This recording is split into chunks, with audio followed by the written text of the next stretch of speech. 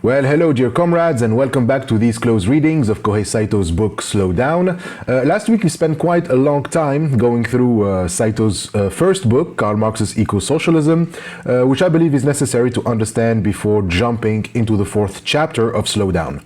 So we explained Marx's ecological thought, its evolution and in details, and today we start reading the fourth chapter of the book, which is called Marx in the Anthropocene. So this whole chapter is about how Marxism not only offers an alternative to capitalism and the ecological crisis, but offers probably the only alternative to them.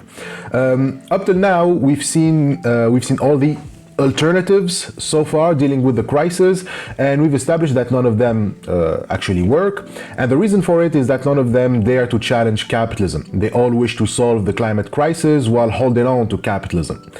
Even the anti-capitalist degrowth theorists who talk about, a post-capitalist future because they don't take Marxism very seriously and don't see its relevance, they end up circling back to capitalism. But we can make the claim more general and say that there can be no alternative to save us from climate change as long as we are in the Anthropocene. So the fundamental question is, how can we escape the Anthropocene?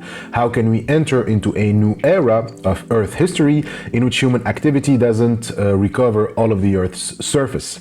Our relation to capitalism is crucial in this. First, Saito claims that if we choose to stay within the Anthropocene, there is no way we can topple capitalism and imagine a post-capitalist future for ourselves. So capitalism and the Anthropocene, they kind of go hand in hand. They have a necessary link to one another. So this means that whether we want to escape the Anthropocene while keeping capitalism or try to get rid of capitalism while keeping the Anthropocene, this means that we'll get rid of neither, and the climate crisis will simply continue. So in this scenario, the only way out will be self-destruction. This, of course, is not an option, so the only way out is to bring an end to capitalism, and only then we can efficiently combat the climate crisis and finally transcend the Anthropocene. Of course, a third term needs to be mentioned, and that term is growth. We must not take capitalism and Anthropocene as calamities to eradicate without also signaling that growth is also targeted here. There cannot be a post-capitalist society that transcended the Anthropocene while growth is still its economy's goal. So these three terms are intrinsically related. Trying to overcome one means simultaneously overcoming the others. And so far, only the degrowth theorists dare to say that at least one needs to go. The market fundamentalists and the green Keynesianisms, they all think that we can somehow keep capitalism, growth, and the Anthropocene without damaging the planet, while the degrowth theorists, well, they can at least they can be separated into two groups. All of them reject growth and reject the Anthropocene, but they are ambiguous about capitalism. There are those who claim that degrowth is possible within a capitalist framework, and those who reject all three, but among this latter category, who reject capitalism, growth, and the Anthropocene as well, who understand that you cannot, separate the three notions. So among them, there is disagreement about what this post-capitalist, post-growth, this degrowth, post-capitalist society will be.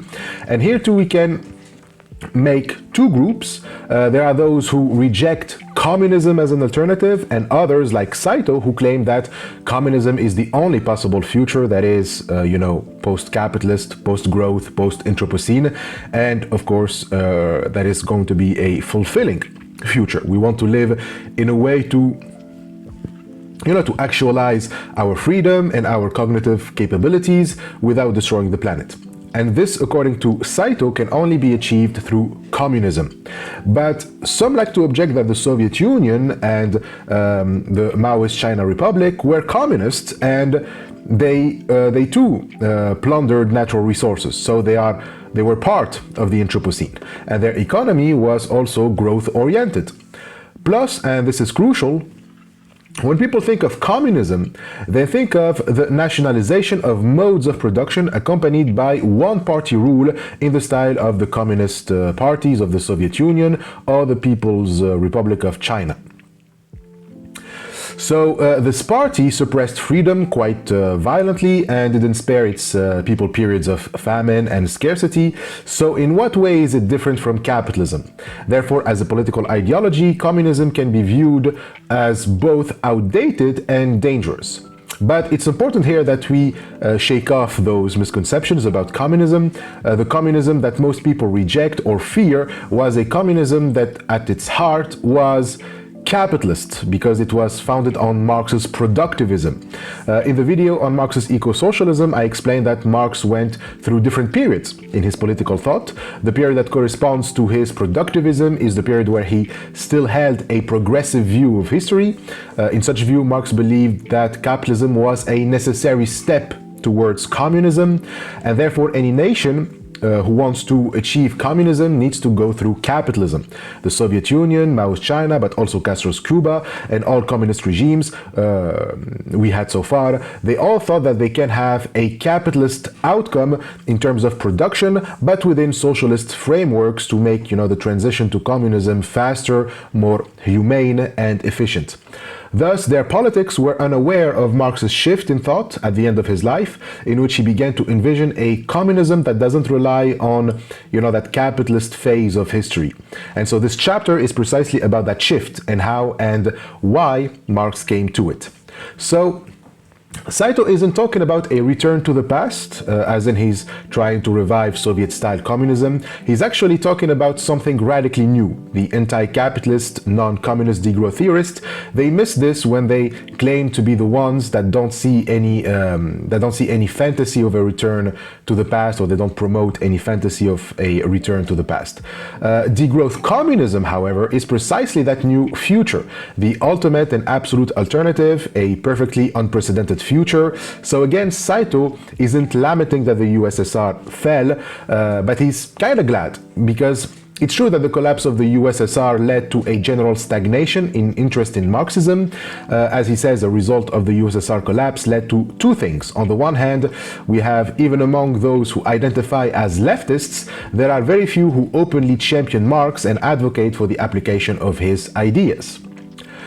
But on the other hand, now that the USSR was gone, there was nothing that can hide capitalism's contradictions anymore. Like the Red Scare, for example, the fear of the Gulag and the Cold War, could keep people in a panic mode, too distracted to face capitalism's contradictions or accept them because they are afraid of the Soviet alternative.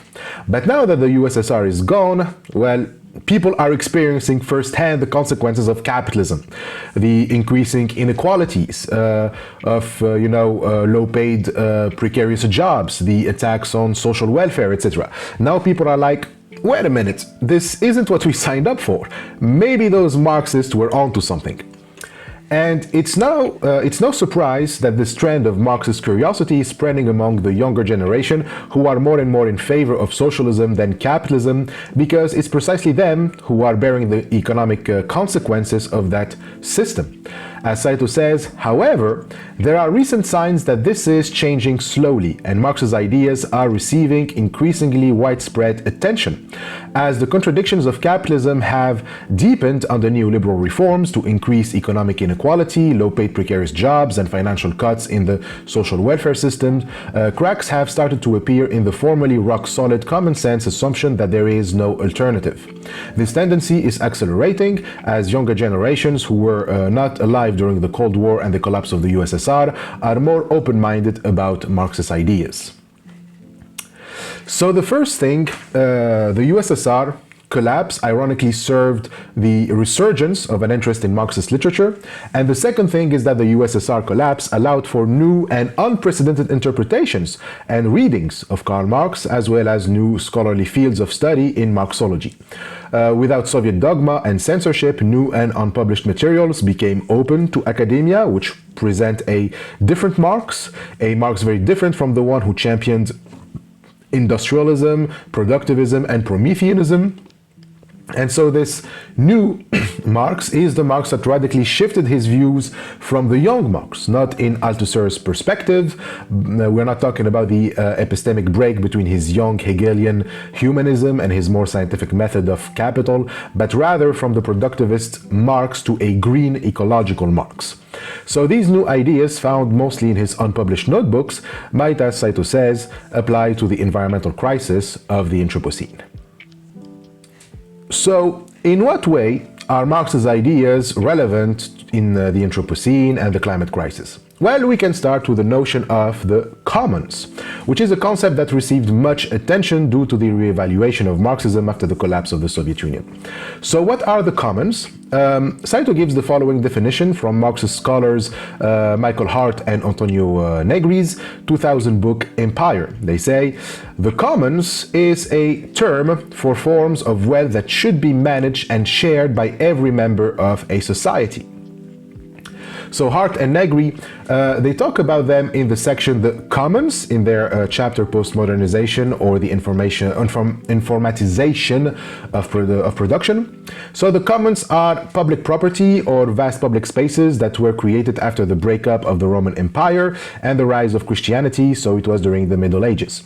At this stage, the commons are just, common land that people share and use collectively to produce the necessary goods to satisfy their material needs. It refers to the common land that the peasants enjoyed. They enjoyed the usufruct and which gave, pasture to their cattle. They furnished them with timber, firewood, turf, etc. And it is this particular common property that Marx had in mind when he used the term commons. The first time he mentions the term is in chapter 27 of Capital, the expropriation of the agricultural population from the land. So he described he describes the enclosure of land in England as the robbery of the communal property and the usurpation of the commons. But the commons are more than just land. They are also, the foundation for public goods. They're also, things like water, electricity, shelter, healthcare, and education as public goods, and their management should be democratic. We'll explain what that means for the commons to be, democratically managed. So the relevance of taking the commons as a starting point is because the commons offer a third way, an alternative to two opposing extremes represented by American neoliberalism, which seeks, commodifying necessities according to the principles of market fundamentalism, and Soviet nationalization, which seeks to nationalize all common properties. So the commons then are public property, which under capitalism they become privatized. They belong to the bourgeoisie who decide on their management, and under the Soviet Union they become the state's property. They belong to a statist bureaucracy that manages that property instead of the members of society. So the commons, however, should be neither the property of capital nor the state's, but everyone's property. We can also call them social common capital. This is the terminology of Japanese economist Hirofumi Uzawa in his 2005 book Economic Analysis of Social Common Capital. Uzawa, who died in 2014, presents the commons just like Raworth presents her social foundations. If you remember, we talked about Raworth in the third chapter on Degrowth Capitalism, and we talked about her concept of the donut economics. We said that there are things necessary to have access to if we want human beings to enjoy a safe and just space for their flourishing. And Uzawa, he too makes a similar point. He says that these are the basic conditions for people to thrive in a rich society. And he divides them into three categories. There are three categories of commons. You have the natural environment, such as water and land. There are social infrastructures like electricity and public transportation. And then there are social systems like healthcare and education. But the access of those goods to get the social foundations for a regenerative and distributive economy needs to respect ecological ceilings, or in Raworth's and Brookstrom's terminology, planetary boundaries. Thus, we can think of them as, a social common capital. That's how Yuzawa refers to them. They are resources to be managed, transformed, invested like any capital. They are input that give us output, but they are common, meaning that they belong to everyone. But there are two differences between Saito and Yuzawa's use of the term the commons, especially the meaning of common in social common capital. Yuzawa's concept of a social common capital doesn't exclude delegating everything to experts to manage those commons. This is the main difference. For Saito, and also Negri and Hard, these commons must be managed by the people themselves. That's what actually makes them common. Citizens should participate in joint management of the commons in a democratic and horizontal manner. A state or a bureaucracy might assist, providing the proper tools, networks, and experts to optimize such management, but it cannot take the decisions for them. In chapter 27 of Capital, again, Marx himself says that communal property is always distinct from state property. But this isn't anarchism. Later on, Saito will say that anarchism, where you have this democratic management without a state, it cannot work because you still need a state to help coordinate this management. And then you have the second difference, which is, of course, having private individuals controlling the commons, deciding what to do with them at the expense of others or without sharing that control with others, because it's their private property, is out of the question. But Uzawa isn't opposed to capitalism's existence. He just argues that like most theorists we've seen so far, that we can limit capitalism's influence as to not, infiltrate the sphere of the commons to the extent that it produces unequal access to, his social common capital. Saito, of course, rejects this completely. The point of the democratic management of the commons is to get rid of capitalism altogether, not to try to limit its influence. He writes, the main difference is one of emphasis, with the commons prioritizing shared management by citizens in a democratic, equal way, rather than leaving administration up to a specialist, as advocates by the concept of a social common capital. So this is the first difference. The other decisive difference is my aim to gradually expand the commons until in the end they displace capitalism entirely. And so this is where I'd like to turn our attention to an important word here. As the concept social common capital suggests, this capital serves a social function. They must be managed socially or socialistically for the benefits of everyone. So socialistically is the term Saito uses, or at least the translator. This is the passage where you have that term. He says, these things should be thought of as common goods for all of society and thus should be managed and operated socialistically, exempt from market norms and national regulations. It's an idea that's basically identical to that of the commons. Okay, so what does socialistically mean? Why not say socially? Well, I checked the original text. I mean, I had help since I don't know how to read Japanese despite watching anime since I was a kid. And from what I understood in the original text, Saito writes, I'm gonna butcher the term. He says, Shohwei Sheng Dofar Shir. Again, okay, I'm gonna try again. So it's She Shuing Fang Shi. I think that's how it is pronounced. Okay, I'm gonna put the term right here because I had it tucked it somewhere. Well, there it is. So this is the term. I don't know how to pronounce it, and I mean I'm sure I pronounced it wrong. I think I pronounced it in two different ways. But yeah, so this is the term. And the literal translation of that would be social manner or social way or socially. But Brian, the translator, writes socialistically, which doesn't mean socially, but in relation to socialism. Like it's not we manage the commons together, but in an ideological way, in a socialist way. Like Saito is clearly suggesting a critique of capitalism, and advocating for collective ownership and democratic management. So a translation might intentionally choose socialistically to foreground the anti-capitalist implication. We're not just managing socially as a society the commons, but in a way that is consciously socialist or consciously anti-capitalist. So it is interpretive because, the literal and accurate translation would be socially, but it adds ideological weight to emphasize the political orientation of Saito, I guess.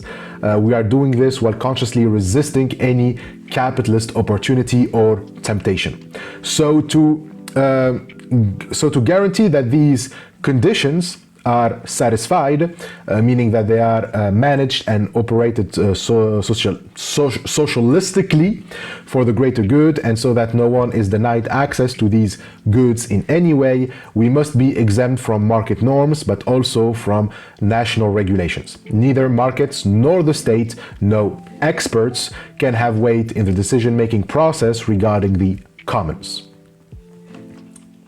So, if the communism that Marx envisioned is this management of the commons by the citizens themselves, then we can say that Soviet-style one-party rule communism and nationalization weren't inspired by Marx's version of communism. Contrary to the Soviet Union's communism, Marx's communism is a way to bring about a society in which producers share the means of production, managing and operating them together as a form of commons. So it is the producers, not the state bureaucracy or some sort of expert or whatever. These can be consulted, of course, but in no means they have any final say in the means of production or the managing and operating of those means. The commons are, obviously means of production. They are the conditions for people to create and work freely for their mutual benefits. For Marx, man's true self is reflected in what he produces, in his work which serves a social purpose. For that, he needs to have an unconditional access to what makes that work possible in the first place. Access to the environment, to water and land are necessary. They are as necessary as access to public transportation, electricity, education, and healthcare. Whenever these means fall into the hands of private individuals or state bureaucracy, their access is limited, which creates inequalities and exploitation. So this state of affairs, where producers share the means of production as form of commons, is explicit in Marx's Capital. It is in a famous line from near the end of Volume 1, from Chapter 32, The Historical Tendency of Capitalist Accumulation. Volume 1 of Capital has in total 33 chapters. So anyways, around the end of Chapter 32, this is where he talks about the moment when the expropriators are expropriated. The moment of the natural outgrowth of the negation of capitalist production, which is communism. Saito quotes the passage. It reads, "The negation of the negation does not re-establish private property, but it does indeed establish individual property on the basis of the achievements of the capitalist era, namely cooperation and the possession in common of the land and the means of production produced by labor itself." Okay, so what does it mean? Well, first, the whole chapter, chapter 32 of Capital, is about where capitalist accumulation is naturally heading. What does the first accumulation, the primitive accumulation of capital, resolve itself into? Well, accumulation of capital establishes private property, which according to Marx will automatically and by necessity lead to its own demise. Now, what is private property here, which, as you know in the quote, he seems to distinguish from individual property? So we need to explain that chapter here, because it has an important concept in Marxism. So, private property is the antithesis of social collective property. But private property has two types. The similarity between the two types of private property is that they both imply that the means of labor and its external conditions belong to private individuals. But it depends on whether these individuals, these private individuals, are themselves laborers or not. If they are private laborers, we're talking about petty industry. which means the parceling of the soil and the scattering of the other means of production. Here you have the peasant who cultivates himself, his own private land, like the artisan that works on his craft in his own workshop. And so this excludes the concentration of the means of production. But the problem is that the private laborers don't work together but isolated from one another. I mean, you can say that it may have the advantage of, avoiding the division of labor, which is another way to isolate workers, but it forces laborers to do on their own the entire process of labor. And so for Marx, quoting Constantin Pecker, this simply means universal mediocrity. You cannot do anything. You cannot go very far with, producers producing, but in isolation from one another. And in the second footnote of that chapter, I'm still talking about Marx's chapter in Capital. So Marx quotes from his Communist Manifesto that he doesn't trust this petty industry because it is reactionary. The petty industry, it's the lower middle classes, the small manufacturers, the shopkeepers, the artisans, the peasants, etc. They all fight against the bourgeoisie, but only to save from extinction their existence as fractions of the middle classes. They just want to preserve their simple individualistic mode of life.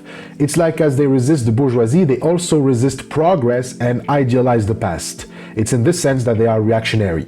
They try to roll back the wheel of history, as Marx says. And so that's for the first kind of private property, which is based on private laborers. The second kind of private property is based on private non-laborers. These, unlike the private laborers, they concentrate the means of production instead of scattering them. So since they concentrate the means, but they are not laborers themselves, they have to make others use those means under their control. This is the expropriation of the great mass of the people, the immediate producers, from soil, from the means of subsistence and the means of labor. It's the exploitation of the nominally free labor of others. This is wage labor. The capitalist doesn't work but makes others work in exchange for wages. And so this is expropriation. You dispose others of their, property, but since capitalism works through expropriation, well, the question is, what will happen when you expropriate all laborers? Well, you turn to non-laborers as well. The concentration of capital breeds politicization, but then the process of expropriation turns on against itself. That which is now to be expropriated is no longer the laborer working for himself, but the capitalist exploiting many laborers. So the concentration of capital means also the dissolution of capital. I love that chapter 32 of Volume 1, because of how Marx describes capitalists. He says one capitalist always kills many, not just laborers, but other capitalists as well. Many laborers are expropriated by few capitalists, but even among those capitalists, the few expropriate the many. But at the same time, this concentration of capital increases the number of the proletariat, who work in cooperation through the whole world. The accumulation of capital, by essence, spreads to the entire globe. So we have the master-slave dialectic here on a global scale. Because the few masters are not working, the slaves become the ones who possess knowledge. They're the ones exposed to the conscious technical application of science, the methodical cultivation of the soil, the transformation of the instruments of labor into instruments of labor only usable in common. And so, as Marx says, the economizing of all means of production by their use as means of production of combined socialized labor, the entanglement of all people in the net of the world market, all of this strengthens the proletariat. So with the concentration of capital grows the mass of misery, oppression, slavery, degradation, exploitation, but with this too grows the revolt of the working class, a class always increasing in numbers and disciplined, united, organized by the very mechanism of the process of capitalist production itself. So capitalism breeds its own antithesis. And so you can guess where this is going. Now, here Marx still holds on to the idea that communism necessarily comes after capitalism. Once capitalism made its achievements, when it revolutionizes production through private property at first, then comes communism. But it has also the ironic meaning, like in the quote, the achievement of capitalism is the cooperation and the possession in common of the land and of the means of production that it was fostering independently of its will. But this still is embedded in a progressive view of history, which we will explain next week. So anyways, when that happens, when capitalism achieves cooperation, etc., it establishes individual property on the success of capitalism, success between quotation marks. So what is individual property, and in what way is it opposed to private property? Well, individual property means a property that belongs to someone because that person is using that property to produce something that satisfies social needs. So it's not private laborers. It is used for concrete labor. Now it can be private property, but the point of communism is to transcend private labor so that it doesn't, fall back into capitalism. So it needs to be used for concrete labor, and we explained what that is in the video on Marxist eco-socialism from last week. So here, individual property means that individuals have the means of production. They all share an equal part in their social, in their control, in their social control, yes, and their social use. When that property is established, this moment is when the expropriators are expropriated. That corresponds to the negation of negation. So what does it mean? Well, let's go back to Negri and Hart. In the section on the commons, I said that at first the commons were common lands, public property in the form of land. And they emerged in the Middle Ages, right? But right after that, what characterizes the modern period is a continuation of privatization of that property, okay? It's a continuous movement to privatize that property. Those common lands were transferred to private hands, which now have control and dominion over them and over everything that happens in them, who can get in, who can use it, and how to use it, and for what purposes. And so this is where private property is born. And whatever remained of those commons became the subject of folk tales and legends, like for example Robin Hood's forest, the great plains of the Amerindians, the steppes of the nomadic tribes, etc. And so those who take the commons, or more precisely who enclose them, this is known as enclosure. It's the historical and political economic process through which commonly shared land or resources, especially in pre-capitalist or feudal societies, they were taken out of communal use and they turned into private property. Starting with England, you had rural communities who used land in common for grazing animals, gathering wood, or farming, but starting in the 16th century, landowners, often nobles or rising bourgeoisie, they fenced off this land and they claimed exclusive ownership and so evicted the peasants. This was legalized through the Enclosure Acts of the Commons in the British Parliament, especially from the 18th century onward, and so peasants lost access to the means of subsistence, and they were violently forced to sell their labor to survive. Enclosure was not peaceful or natural, but it was enforced by law, by the police and the military when necessary. So these peasants had to go to cities in order to find work. This is how capitalism created a working class, the proletariat. And these acts of enclosure continue to this day by privatization of water, healthcare, education and energy, intellectual property laws, enclosing knowledge, including medical and scientific knowledge, the gentrification and the commodification of urban space, digital enclosures as well, with private platforms controlling commons-like spaces, like social media or the internet, etc. So those enclosure agents are called expropriators, the capitalists and or the state. To expropriate something means that you dispose someone of that thing. You dispose someone of a property. So the state can do that supposedly for public use. It can take away a property formerly owned by a private company and thus supposedly make it public. But as we know, states don't tend to do that. When they expropriate private owners, they treat that property as the state's, not the people's, even though their rhetoric says otherwise. On paper, the state is supposed to be the protector of public goods from private interest, but in reality, the state becomes the only authority having access to those goods. But anyways, the state and private owners are expropriators in the sense that they dispossess producers of the commons. They take what was initially formally and collectively owned and managed, and now they use it like it's theirs entirely. And so the moment the commons fall into the hands of private individuals is called private accumulation of capital. Here producers find themselves cut off from the means of production formerly held in common and must instead work for capitalists.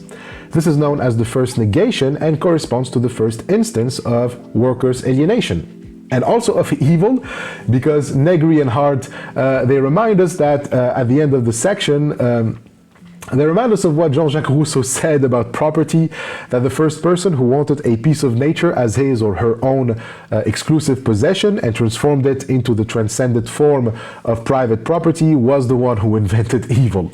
And this is where we need to look at one of the most interesting sentences in Negri and Hart's book.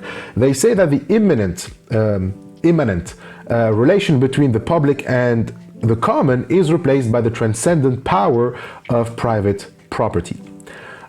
So without getting into too much metaphysics, because that would be too long, so immanent means internal, inherent, or embedded within a system. Historically, the public, like public services or shared institutions, were rooted, the public was rooted in or derived from the commons, things like land, water, knowledge, or social cooperation that are shared and managed collectively. So as the commons, the conditions for a free and fulfilling lives are dissolved and privatized, so is the public and vice versa. By contrast, transcendent means external, imposed from above, or operating beyond democratic control. Private property, especially in its neoliberal form, is treated as an absolute, untouchable, almost sacred right, something that overrides the communal or public claims. So there was once a direct and organic connection between what people held in common and what was organized as public. What used to be a natural immanent connection between shared communal resources, the commons, and collectively organized public structures like welfare, energy, or communication services has now been replaced by the top-down rule of private ownership. It's not embedded in shared life or mutual relations, but imposed as an abstract legal and economic authority that somehow grants its owner absolute power over what was derived from that common. It is the exclusive right to use a good and dispose of all wealth that derives from it by the mere fact of possessing it. Like, I possess this land, and so everything that comes from it is mine too, even though I didn't produce anything from that land myself. Of course, the commons evolve and new ones are created. As Negri and Hart say, technology and modernity create new commons, new public spaces that are then destroyed and turned into private spaces. First, industrialization brought about the expansion of the public property by paradoxically expropriating large sectors of civil society, but then it transfers wealth and property to the collectivity through redistribution. And so this was the birth of the welfare state, which is a compromise to capitalism, to which we will go back. But as they say, that expanded public property was soon reappropriated in private hands. Capitalism works in a cycle of private reappropriation of public goods by the expropriation of what is common, and at each cycle, a new nature is added. It transforms the natural world in a new way, a new metabolism, let's say, that works for profits at public expense. I remind you that transformation of the communal possession is done by public funds. For example, the damming of the great rivers of Northwest America and the irrigation of the dry valleys, they create a new nature, an artificial man-made nature, but this new nature wasn't made to serve social interests, but to create more wealth to be handed over to the magnates of agribusiness. The purpose of commons is to serve public and social interests, not to create more wealth for the sake of creating wealth. So any concession to capital accumulation in the hope that what it will produce, this nth engineered nature or abundant wealth will be then shared publicly through distribution, that is just a delusion. Even if that wealth allowed for the creation of further commons and public goods, the welfare state and technological innovation created by public funds, those were soon exposed to privatization. So the crisis of the welfare state, for example, the neoliberal trend to usurp energy production, networks and communication services, means the structure of public assistance and distribution, energy and communication, which were constructed again through public funds, they're all being privatized and expropriated for private gain. So private businesses basically steal and usurp commons of whatever nature, built through enormous expenditures of public monies, and I insist again on this, they are all funded by public funds. And they all turn, then they are all then handed to private use. So that's why private property, that's what private property guarantees, private use of what was formerly owned collectively. But Negri and Hard also believe that the concept of private property, which guarantees the transfer, to private hands, only does it juridically. This means that for them, the fact that we keep producing and in a more accelerating and efficient manner will make us realize that private property is, in reality, useless and nonsensical. So the very process set by private property will destroy private property because private property just it is already abstract. It has no justification to it other than the law, since socially it serves no purpose and it is completely detached from reality. It is a transcendental concept, not in the Kantian sense. Here Negri and Hard, they use it as synonym to transcendent. It is abstract with no grounding in concrete reality, which is defined by concrete labor. Okay, grounded in concrete reality. That's what concrete labor does, and we have seen from last week that concrete labor and private property, they're not really compatible. So reality is expressed through labor, and labor cannot really be individualized in the sense of private labor, since each worker always relies on someone else's labor and relates to others through his labor. So labor and common property always overlap, and the simple juridical aspect of private property is powerless against this. It cannot deny the necessity of community in labor.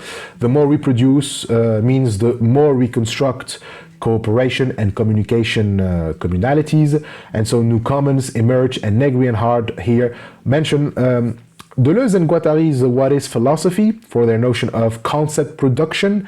Deleuze and Guattari say that the philosopher is someone who produces concepts, but the act of production is also labor.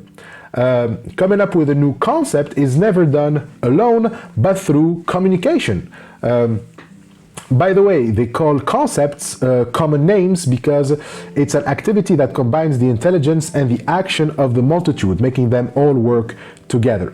So as Negri and Hart say, constructing concepts means bringing in reality a project that is a community. It's not epistemology, it is also an ontological act. There is no other way to construct concepts but to work in a common way. It is a project in which the multitude is completely invested, and so this is an ontological act because you create reality through this, through the work of the community. And so this is how we counter that evil mentioned by Rousseau. We restore the commons.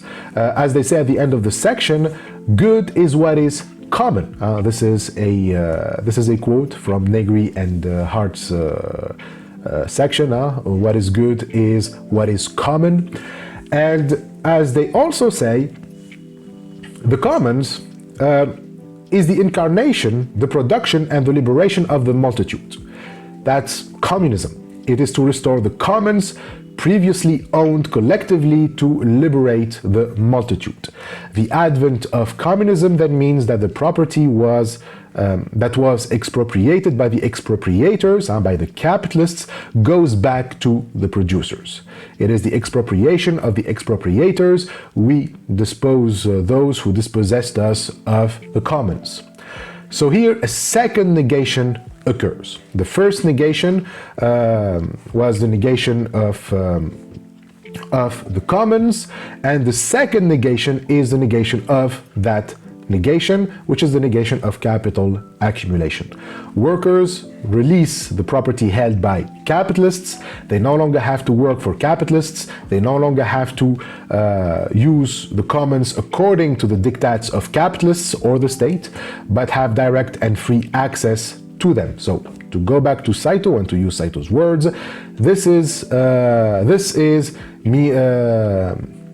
means that the land, that is the earth, and the means of production are returned to the commons. And in Marx's chapter, it ends with claiming that this is easier to do than the opposite. The second negation is easier to accomplish than the first one, because in the first one you had to transform the scattered private property arising from individual labor into capitalist property, capitalist private property, meaning that you had the expropriation of the mass of people by a few usurpers. By contrast, the second negation, the transformation of capitalistic private property, already practically is already practically resting on socialized production into, and to transform it into socialized property, we have just, the expropriation of a few usurpers by the mass of the people. So it is easier to do than the first one. In the first one, you had only a few people had to usurp a mass of people, but in the second negation it's the mass of people which has to usurp the few, and so this should be easier than the other way around. So it is only natural that the first negation is an incomparably more protracted, violent, and difficult than the second negation. Now, this must be related to climate change, right?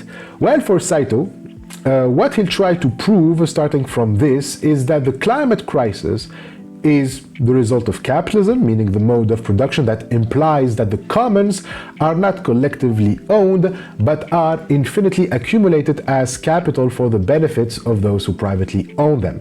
We have already shown how capitalism is by necessity condemned to cause climate change, whether it wants it or not.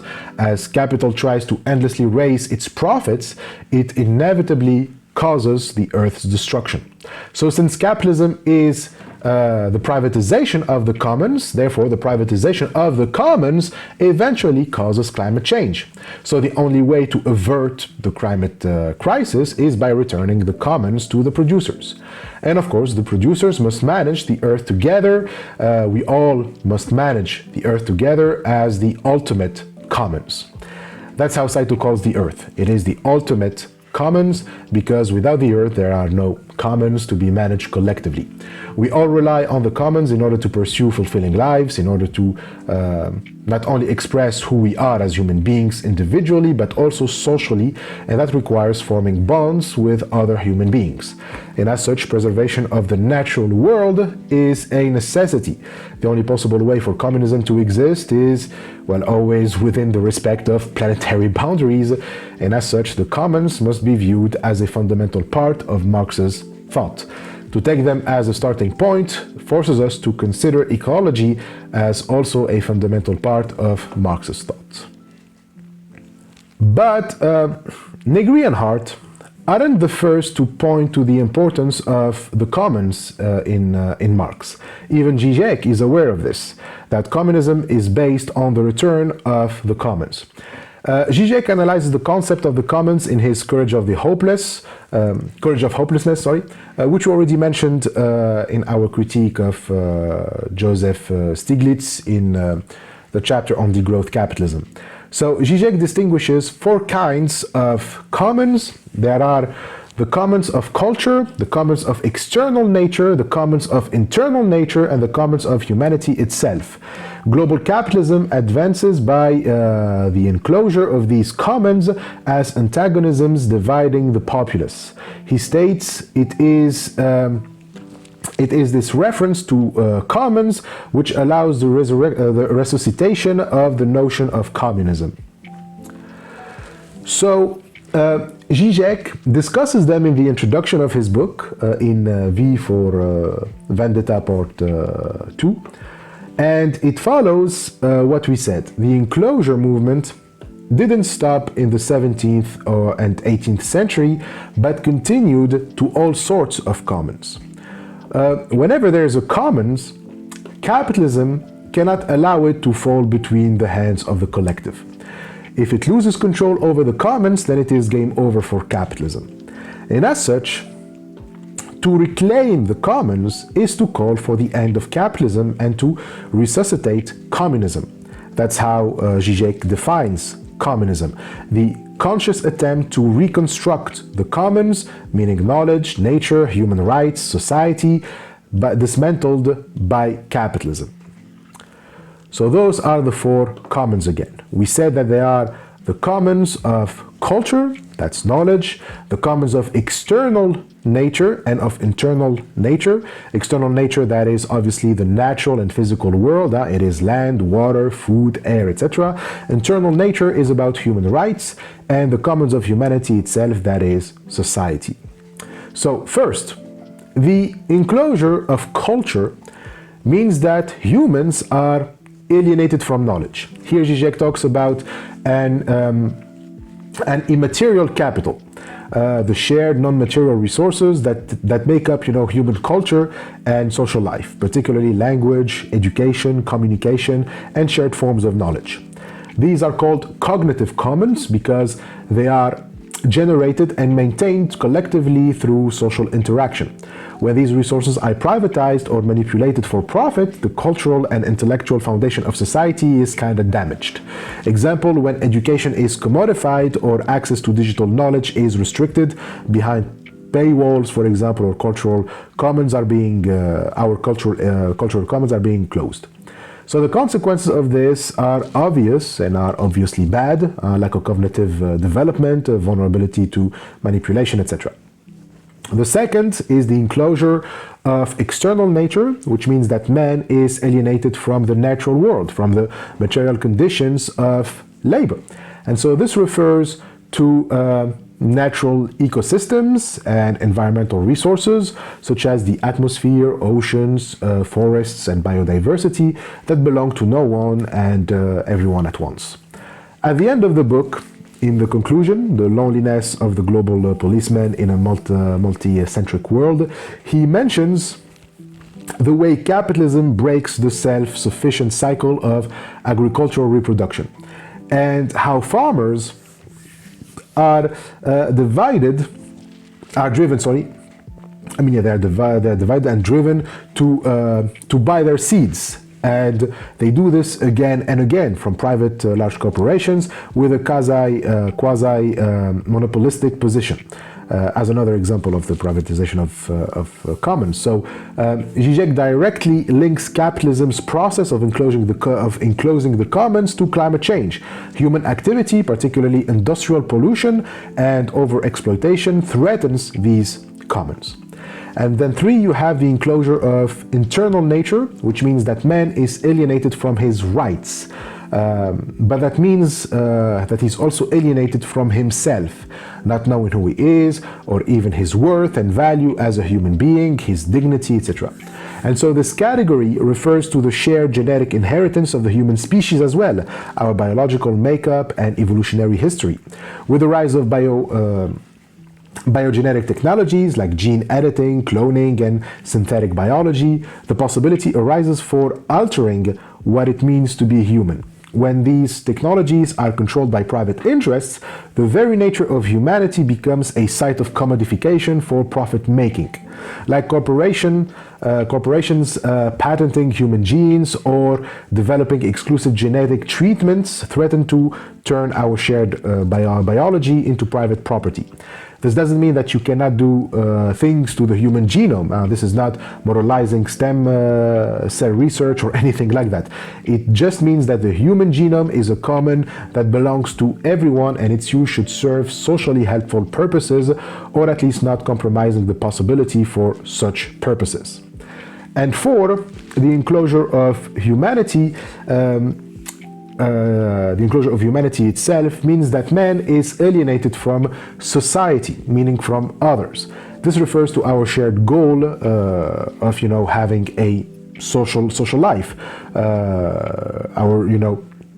a social life, and that required a global social and political environment, the space in which human beings interact, move, and live together. As capitalism becomes more globalized, we are seeing an increasing fragmentation of this space.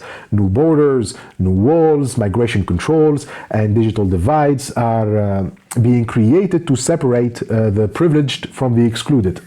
And this is not just physical separation, but a deeper social apartheid, where access to rights and dignity is unequally distributed.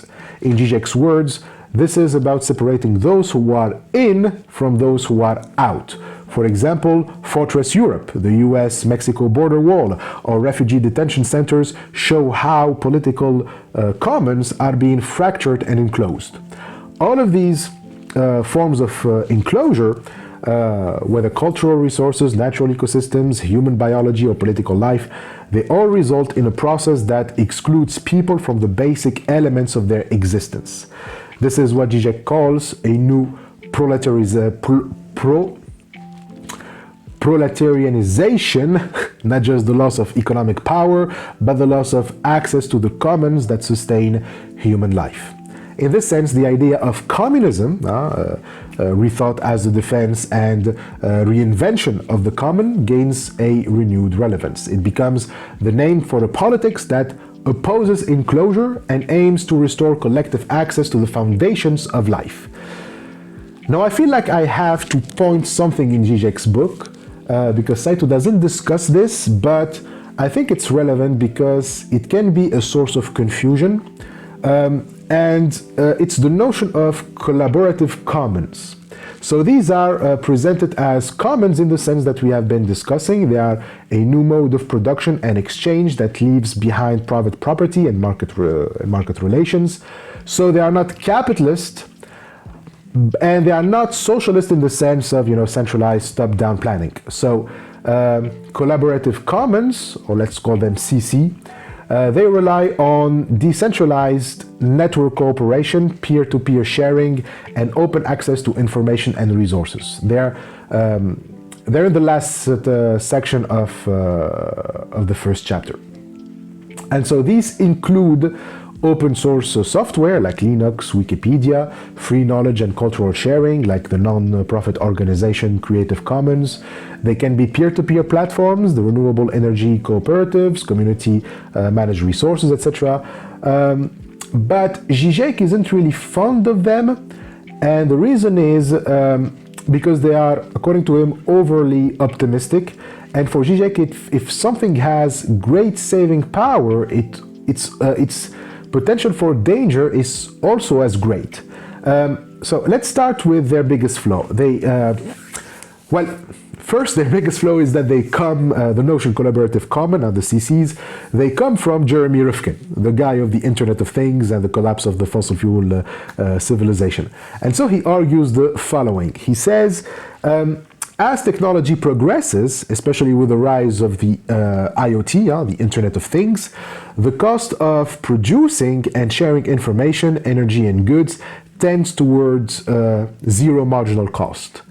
What this means is that resources would be so cheap that they are basically free. They would cost zero.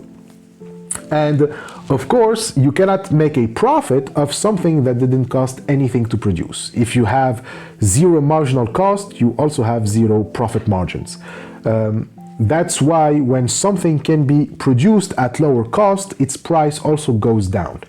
It doesn't mean that you are losing profits. On the contrary, you are increasing profits if costs go down, even if the price goes down too. But if you don't have a cost at all for producing something, then that thing is free. So according to Rifkin, things like the IoT undermine, traditional capitalist business models, which rely on scarcity and profit margins. So these resources, since they are free, they become used collectively. Society is shifting towards collaborative commons where people produce, consume, and share goods and services collectively rather than through the market. And so what's the problem with this? Well, this basically says that the way out of market logic usurping the commons is to push market logic to its extreme. Rifkin's solutions, like all of his solutions, is to let the market do its thing, and eventually it will solve even its own internal problems and will bring about a post-market economy better than market economy. So he's not saying that we take back the commons through revolution, but by simply letting the market do its thing. Capitalism will overcome capitalism and move to a post-capitalist economy. So first, you got to appreciate the irony, like Zizek says, because nominally communist countries like China and Vietnam, they excel at capitalism, they embrace market logic, profit, authoritarian growth, etc. And meanwhile, it is Western capitalist societies, ostensibly, the bastions of private property and neoliberalism that foster post-capitalist alternatives like, the collaborative commons. But if you were to think seriously about these CCs, about the collaborative commons, well, like all of Rifkin's predictions, we don't have to take it seriously because the dude is always wrong. There are main reasons Zizek is skeptical. The first one is CCs, although they are peer-to-peer based, they are not, self-sustaining. They often depend on external infrastructures provided by powerful actors and most notably corporations and states. Platforms such as Airbnb, Uber, and Google, while nominally they enable peer-to-peer interaction. They are in fact dominated by capital. They are highly centralized and profit-driven. They're exerting control over access, pricing, and algorithmic visibility, etc. So even if they have a potential to resist capitalism because they are brought from within capitalism, they are too vulnerable to it. At any moment, they'll get absorbed again in capitalist logic. Open source software, communal knowledge, free digital sharing are often commercialized. They are often privatized and enclosed by corporate forces. In other words, commons can be commodified, turning into a new markets instead of overturning the system. And a second criticism is that these can work like dystopian apps from a Black Mirror episode. As market prices and formal hierarchies are displaced, social capital and peer evaluations become the new organizing principles, let's say. While this can appear democratic on the surface, Zizek views it as a new form of control, one that replaces direct domination with internalized surveillance, which only breeds envy and resentment, but without, the capacity to express it. And so this is because if we take these collaborative commons as models for a just society, this doesn't mean that envy, resentment, and humiliation, or even inequality will disappear. In a just collaborative commons, where each person's standing is determined by transparent and democratic contributions, the expense of personal failure becomes harder to rationalize. Like he says, in a fully just society, people may feel even more humiliated by their failures because they cannot blame an unjust system. And so this psychological dimension is crucial. In neoliberalism, failure can be blamed at least on structural unfairness. But in an idealized CC system, failure is internalized as a personal deficiency, not being liked enough, or respected enough, or productive enough in the eyes of one's peers. So individuals will internalize norms and constantly perform for approval. And so ironically, such a model reproduces capitalist anxieties about worth, productivity, and validation, just in a more diffuse, informal, and seemingly voluntary way. And so Zizek warns that CC may intensify subjectivized guilt and foster new forms or modes of exclusion. And furthermore, Zizek argues that contemporary capitalism no longer relies on direct labor exploitation in the classical Marxist sense anyways. Instead, profit is increasingly derived from rent, an appropriation of collectively produced resources or capacities. And this is particularly evident in the domain of the general intellect, a Marxian term for the collective intelligence and social knowledge accumulated by society. Bill Gates, for example, exemplifies this transition. Gates did not become the richest man by producing software more efficiently than competitors or by paying lower wages. Rather, Microsoft succeeded by imposing itself as a de facto standard, privatizing access to the general intellect. Zizek writes that Gates' wealth is rent-based. It comes from controlling the medium, the software infrastructure, through which intellectual labor is performed. Microsoft profits by charging access fees to a collectively created social field, not by generating value through traditional market competition. Also, the CCs, they lack a political rupture. For Zizek, real systemic change needs a political act, a subjective decision, and the reorganization of power, not just a spontaneous cooperation that results from market logic. CCs often function without addressing power structures, or class antagonism, or even, the role of the state. So as Zizek notes, the move away from market-based alienation does not lead to greater freedom, but to new forms of direct domination. Just as really existing socialism abolished the market not only to reinforce and to reinstate direct political control, so too might CCs abolish profit only to reinstate regulatory domination. So that's it for the concept of collaborative commons. They are not what we are discussing here with Saito, so don't confuse the commons, as Saito is talking about them, with the collaborative commons criticized in Zizek. So it is important to perfectly know what the commons are so that we don't confuse them with, illusory commons or simulations of commons. And so here a key notion is needed so that we don't make the confusion, and the notion is free association. And so free association is a term very important because it's a Marxist term. It's a term that Marx uses. And for him, the society to come, the one envisioned by Marx, is a society founded on the reconstructed commons, and that would be a society of free association.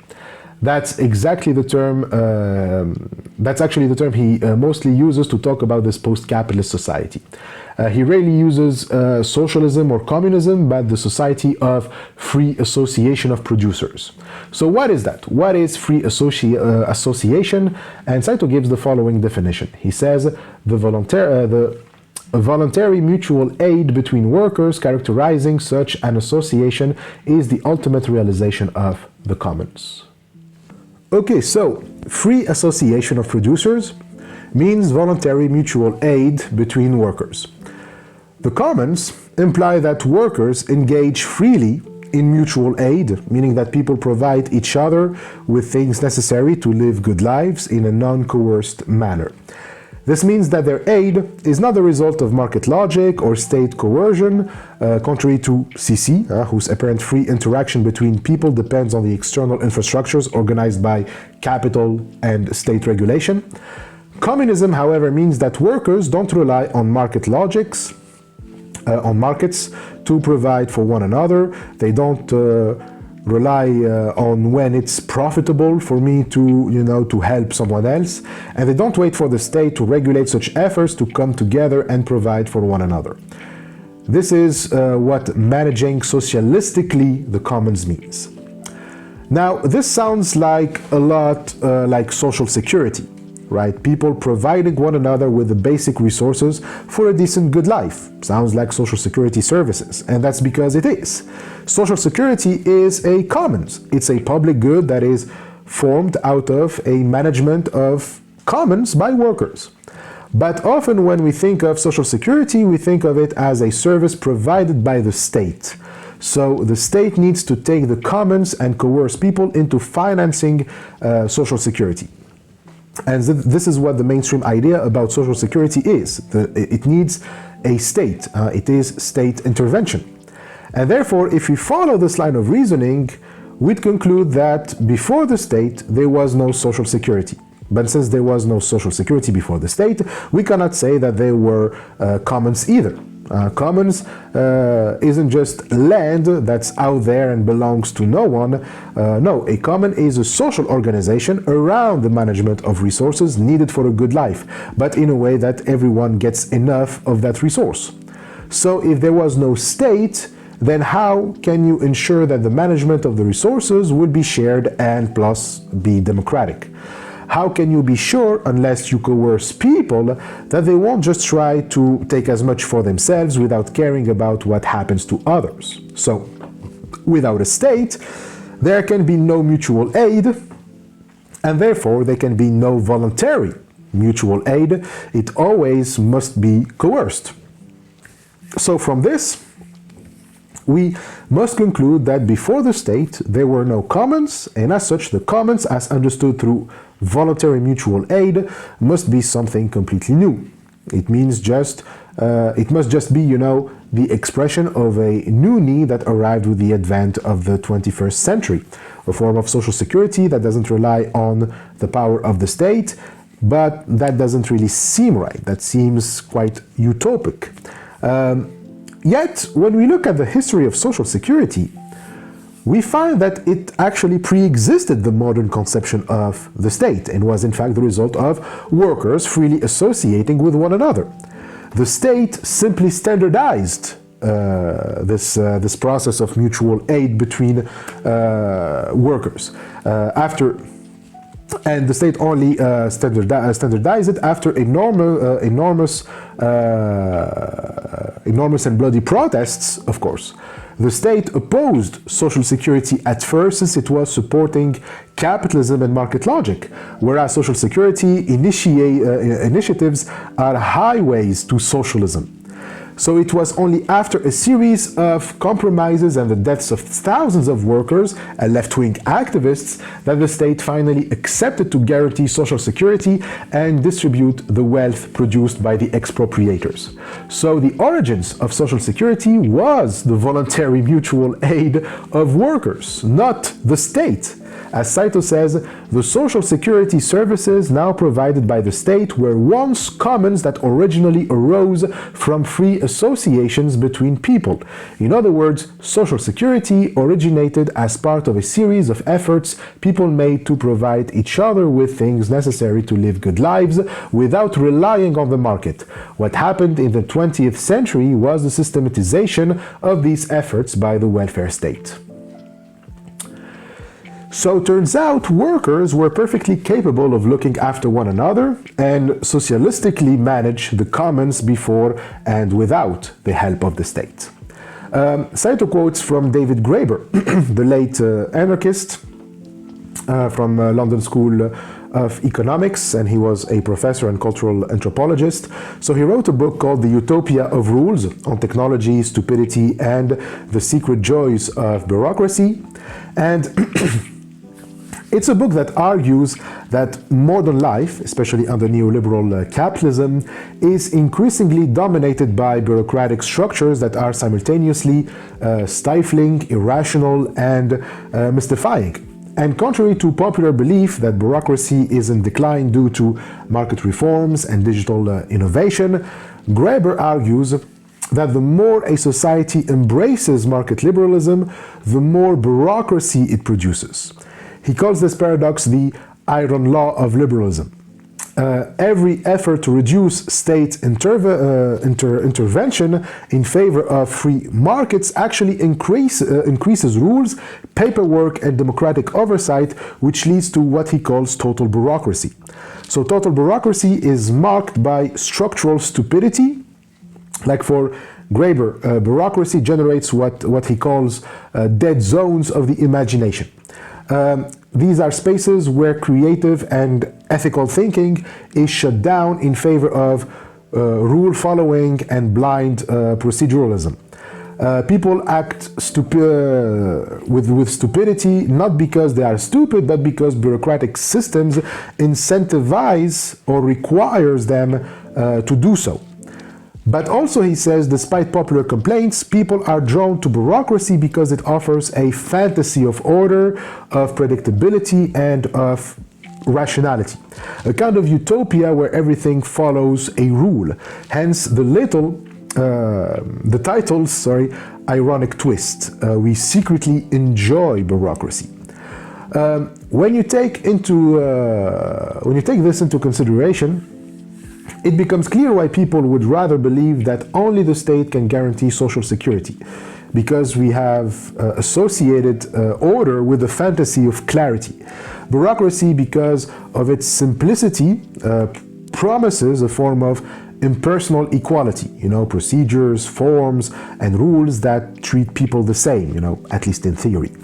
Like, cash transactions, bureaucratic interactions minimize the messy emotional labor involved in human relationships. You don't have to justify your desires or explain your motives, you just follow the procedure and that's it.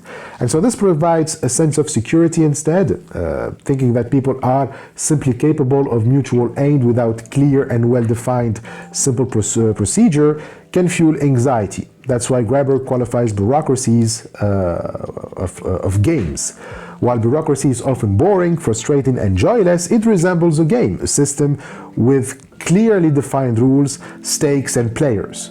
Games can be fun precisely because they eliminate ambiguity. They offer predictability and structure in a chaotic world. But in reality, this is completely false. And establishing bureaucracy, yes, stems from an anxiety, but it's an anxiety that's confronted with the possibility for people not to follow market rules and logic. It is capitalism that requires to feel safe, not the workers. And so the systematization of social security by the state was just a way for the state to get control over the commons so that their functioning based on voluntary mutual aid doesn't disturb capitalism. As he says, this is Saito quoting Graeber, in Europe, most of the key institutions of what later became the welfare state, everything from social insurance and pensions to public libraries and public health clinics, were not originally created by governments at all, but by trade unions, neighborhood associations, cooperatives, and working class parties and organizations of one kind or another. Many of these were engaged in a self-conscious revolutionary project of building a new society in the shell of the old, of gradually creating socialist institutions from below. So this is taken from the section, The Enchantment of Disenchantment, or the Magical Powers of the Post Office, which is the first section of the third chapter, which is where, he addresses the concept of utopias, of rules, and why we love bureaucracy.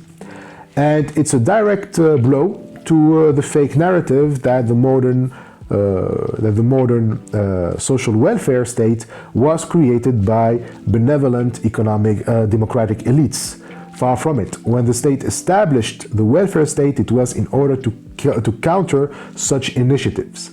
What the state was afraid of was the proof that people don't need a top-down institution to regulate their lives, but can live peacefully with each other from bottom-up institutions. So the way to avoid the rise of socialists was to model social security on the post office. The chapter basically accounts for how the post office, notably the German post office, was the model for the bureaucracy in the modern period because of the military origins of the post office. Like Graeber says that the post office was essentially one of the first attempts to apply top-down military forms of organization to the public good. Historically, post services first emerged from the organization of armies and empires, and so shaping the commons and public goods on the model of the post office allows for the state to control the commons. Graeber mentions Bismarck, the Chancellor of Germany in the 19th century, who introduced Social Security as a countermeasure against socialists who were gaining more parliamentary power. His strategy was twofold. First, he tried to ban the Socialist Party, trade unions, and leftist newspaper. But then, when this proved ineffective, he adopted another strategy, creating a top-down alternative to to free schools, to workers' associations, to friendly societies, libraries, theaters, and the larger process of building socialism from below. And so this alternative was a program of social insurance for unemployment, health and disability, etc., free education, pensions, and so forth. And so this program was a watered-down version of policies that had been part of the socialist platform, but in every case, carefully purged of any democratic and participatory elements. So Bismarck even described his program as a form of bribe, an effort to buy out working class loyalties to his, conservative nationalist project. This doesn't mean that we cannot have a bureaucracy or a welfare state. As a matter of fact, like Graeber points, many socialists and communists were impressed with the post office's efficiency and championed it as a tool to get socialism. He even says that the organization of the Soviet Union was directly modeled on that of the German postal service. He quotes Lenin as support for this because he said that our immediate aim is to organize the whole national economy on the lines of the postal service so that the technicians, foremen, bookkeepers, officials receive salaries no higher than a workman's wage, all under the control and leadership of the armed proletariat. And he even quotes from anarchists like Kropotkin, who welcomed the post office form of organization because he saw in it not top-down rule, but quite the contrary. He saw the post office system as extremely efficient for communication and coordination and without necessarily relying on a state. So the systematization of social security by the welfare state isn't a bad thing, it's actually a good thing, and bureaucracy taken in itself isn't bad either. When does it become bad? It's when it is used to counter the purposes of social security. When capitalists realize that social security and bureaucracy actually have an anti-capitalist potential, so they try to dismantle it and or use it for their purposes. That's when it becomes bad, when at first they were celebrating its efficiency. So Graeber identifies 5 stages in the development of bureaucracy and social security. First, a new communication Technology develops out of the military, the post office. 2, it spreads rapidly, radically, reshaping everyday life. 3, it develops a reputation for dazzling efficiency. And then 4, since it operates on non-market principles, it is quickly seized on by radicals as the first steerings of the future, a non-capitalist economic system already developing within the shell of the old, which leads to 5. Despite this, it quickly becomes the medium tool for governmental surveillance and the dissemination of endless new forms of advertising and unwanted paperwork.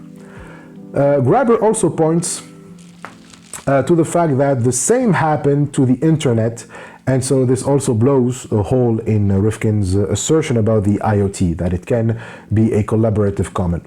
The rest of the chapter is about the notion of rationality, but we don't need to get into that. The point is, social security was at its origins a voluntary mutual aid act between workers. Systematizing it through the welfare state was indeed an efficient countermeasure to capitalism, but only to a certain extent, that it can, convince the direct heirs of Marx's Communist Party to abandon the idea of seizing control of the government by force. Back in the 19th century, in a Europe at peace and witnessing rapid technological progress, they felt that it should be possible to create a social revolution through peaceful electoral means instead of, violent revolutions. So it was a way to make concessions to socialists and workers to save capitalism. Let's agree to having a limit to capitalism, and that way the worker class won't eat us all. But the tension between the working class and the bourgeoisie doesn't go away. The latter only concede to a welfare state out of necessity for its survival to abort an actual revolution. So if it gains enough confidence and becomes certain that it has power on its side, it will try to sabotage the welfare state. And that's exactly what happened in the 1980s, when neoliberal austerity measures dismantled or weakened associations like labor unions and public health services, one after another, allowing these commons to be swallowed by the market. That's why Saito agrees why Graeber, when he says that a return to the commons isn't just resisting neoliberalism and returning to the welfare state model. If the management of the commons require ecological awareness, then simply resisting neoliberalism means a return to the golden age of capitalism, to the post-war World War II capitalism, and ecologically speaking, that it's still irrelevant as a solution to climate change. The welfare state requires the compliance of capitalism, which automatically makes it reliant on nationalism, on high-speed economic growth, and the North-South divide. All of these are recipes for climate disasters. So the reason why the commons are the way to solve the climate crisis is because, first, they are of a horizontal nature instead of vertical. Thus, they are more likely to foster equality and social justice, which we've established is necessary for climate change. And second, only they can avoid to fall into those awful futures.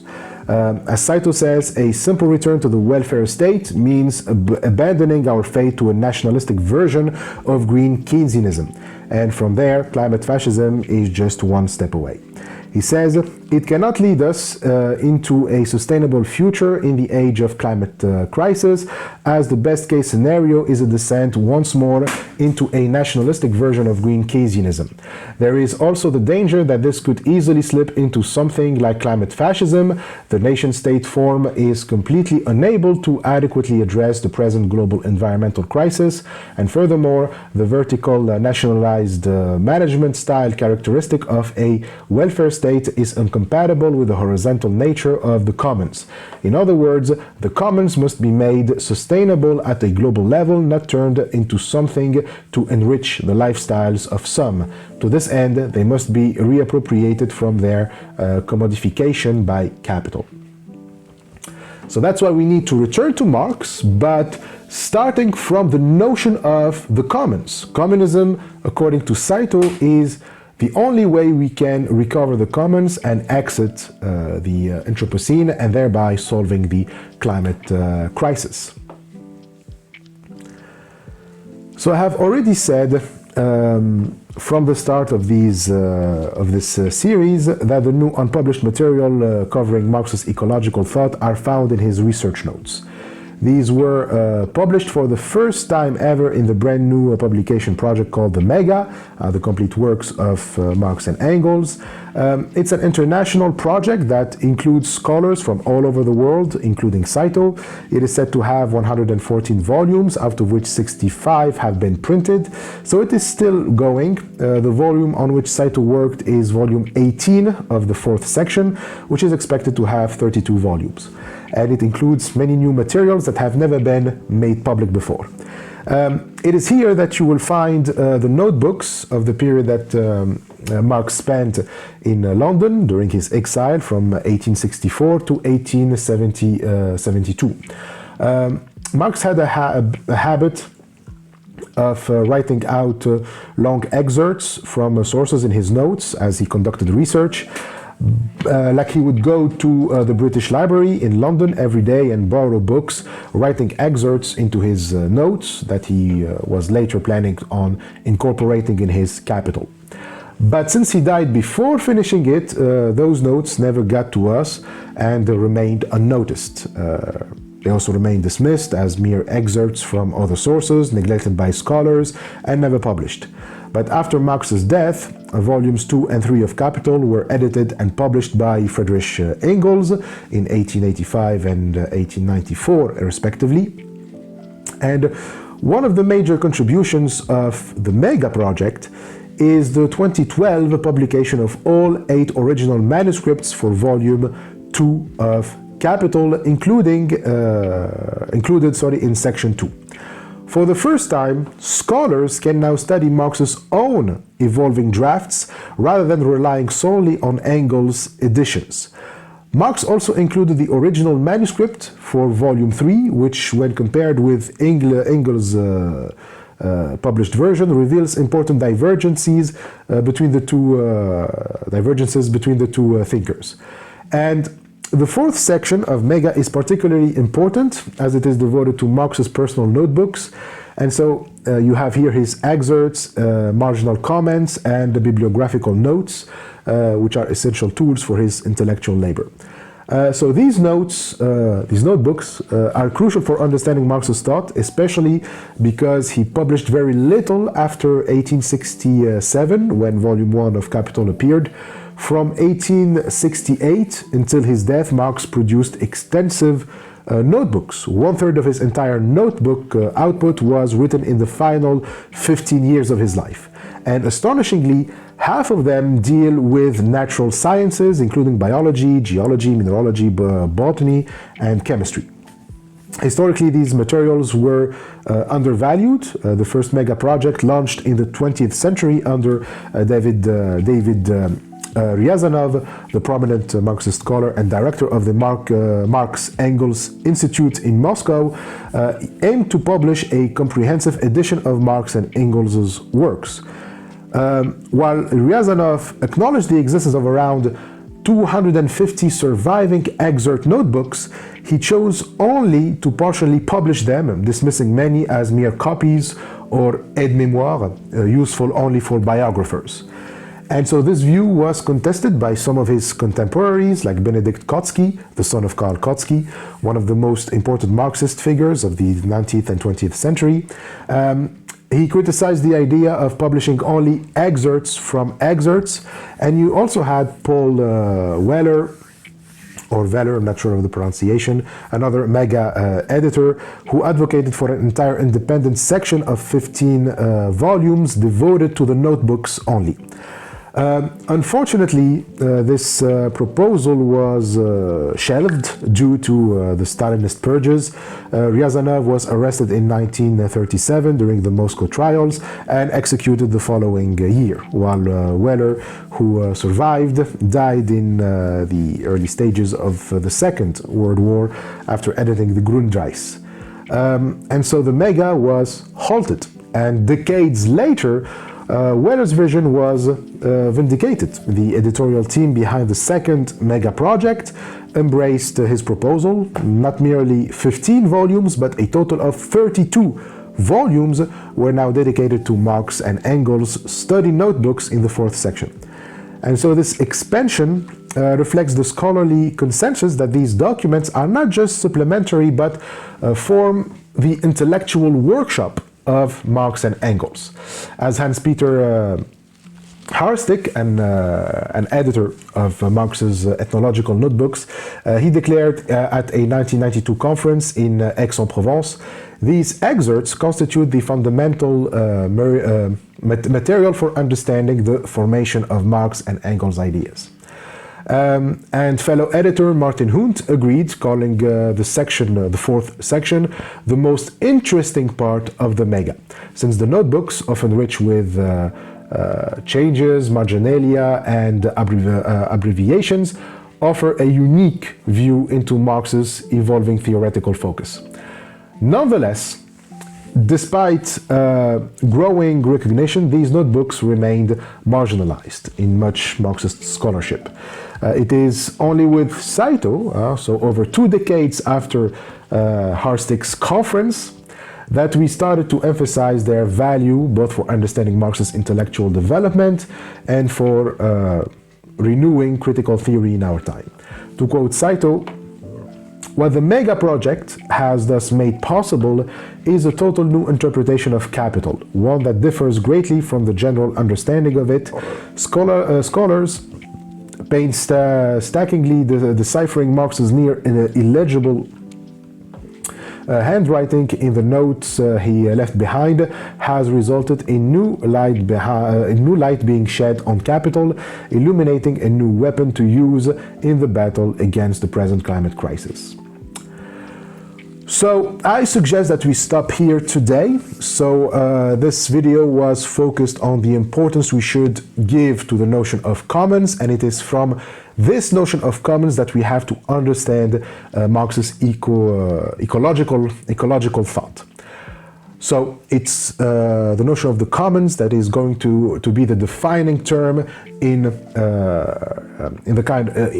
degrowth communism.